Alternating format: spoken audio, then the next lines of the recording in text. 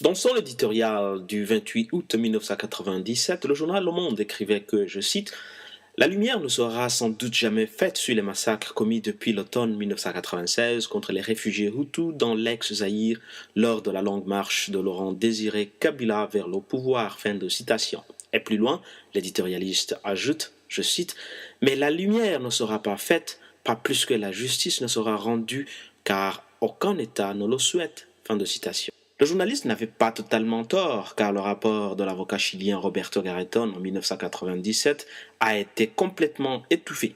Cet avocat chilien avait à l'époque conclu que les réfugiés Hutus avaient été victimes d'actes à caractère génocidaire.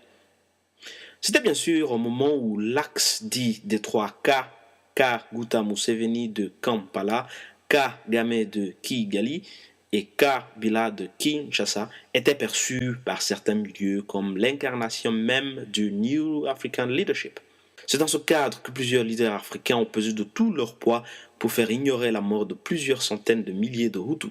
Parmi eux, vous serez choqués, Nelson Mandela, l'ancien président sud-africain. Selon l'éditorial de Le Monde cité plus haut, je cite, Nelson Mandela ne ménage pas son soutien à M. Kabila au point de mettre publiquement en doute la réalité des massacres allégués. Fin de citation. Mais comme dit un proverbe rwandais, hier c'est pas aujourd'hui. On a étouffé Garretón, mais on n'a pas pu étouffer l'équipe dite du Mapping Project qui, dans son rapport sur les violations des droits de l'homme au Congo entre 1993 et 2003, vient d'arriver aux mêmes conclusions que le rapport Garretón, qu'il tient d'ailleurs à citer. On ne peut pas nier, disait Garretón, que des massacres de caractère ethnique ont été commis, dont les victimes sont en grande partie les Hutus, Rwandais, Burundais et Zaïrois. De l'avis préliminaire de la mission conjointe, certaines de ces allégations, certains de ces massacres présumés pourraient constituer des actes de génocide.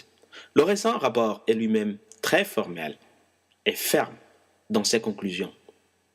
On peut donc affirmer que, même si seulement une partie du groupe ethnique Hutu présent au Zaïre a été ciblée et détruite, cela pourrait néanmoins constituer un crime de génocide si telle était l'intention des auteurs. Finalement, plusieurs incidents répertoriés semblent également confirmer que les multiples attaques visaient les membres du groupe ethnique Hutu comme tels.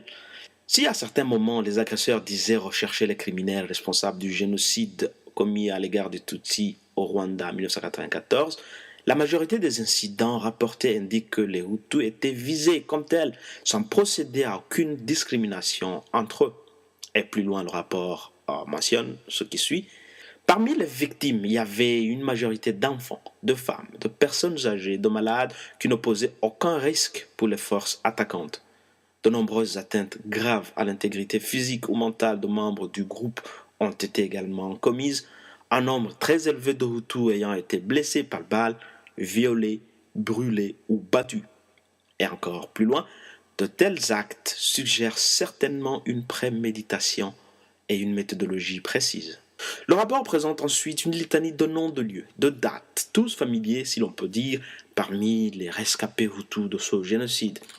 Rutshuru, octobre 96, Mugogo, novembre 96, Musekera et Kiringa, Kabaraza, Hombo, Katoi, Kausa, Kifruka. La liste est très longue.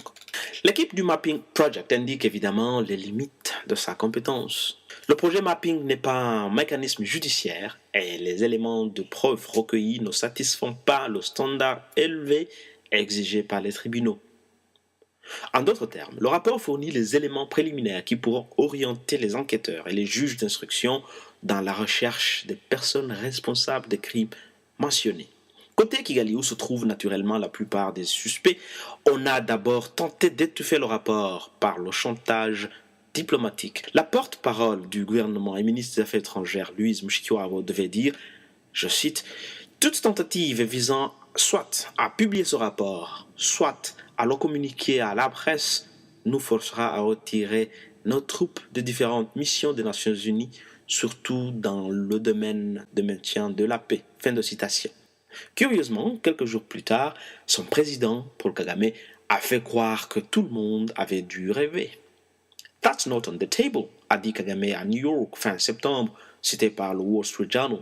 Il disait que cette option de retirer les troupes n'avait jamais été sur la table. Plus loin, le même journal écrivait, je cite, Mr. Kagame said he had never made such a threat, but added that if the UN decided to pursue the report's allegations in court, he would reconsider. Pour dire, Kagame affirme n'avoir jamais proféré une telle menace, mais ajoute que si les Nations Unies décidaient de faire juger les allégations du rapport devant un tribunal, il changerait son avis. En clair, Kagame a jeté l'éponge, mais a dû négocier une certaine impunité que l'ONU a dû accorder, ne fût-ce que pour garder les 3500 soldats rwandais au Darfour. Bien sûr, l'histoire du Libéria nous apprend que pour faire partie de Charles Taylor, il a fallu négocier son départ pacifique, qui a été suivi de son arrestation au Nigeria. On peut donc s'imaginer qu'à la fin du mandat actuel du président Kagame en 2017, si la constitution n'est pas bien sûr modifiée entre-temps, Ban Ki-moon et son équipe, qui ont peut-être négocié l'impunité de Kagame et ses troupes, ne seront plus là. Donc, l'accord n'aura plus de force, plus de signification aux yeux des nouveaux patrons de l'ONU après 2017. Une autre éventualité peut être évoquée. Kagame accepte la publication du rapport, sans trop de choix d'ailleurs, mais c'est bien qu'il n'existe aucun tribunal pour le juger. Le TPI d'Arusha est hors de question. Sa compétence se limite à 1994. La Cour pénale internationale de La Haye ne peut le juger non plus, parce qu'elle ne juge que les crimes commis après 2002. Il reste donc deux autres options. Un tribunal spécial et les juridictions nationales. La première option est peu probable car elle coûte beaucoup d'argent. La deuxième, par contre, est très probable. Les Pays-Bas, par exemple, sont en train d'amender leur loi concernant les crimes de génocide pour poursuivre les crimes commis avant 2003. Ce qui est sûr, c'est que ce rapport change complètement la donne, aussi bien dans les milieux académiques, diplomatiques, politiques que géostratégiques. Il reste à savoir si, comme la logique le veut, les crimes allégués seront punis. La première étape, notamment celle de montrer qu'ils ont été commis où et comment, est franchie. La deuxième est de demander des comptes à leurs commanditaires.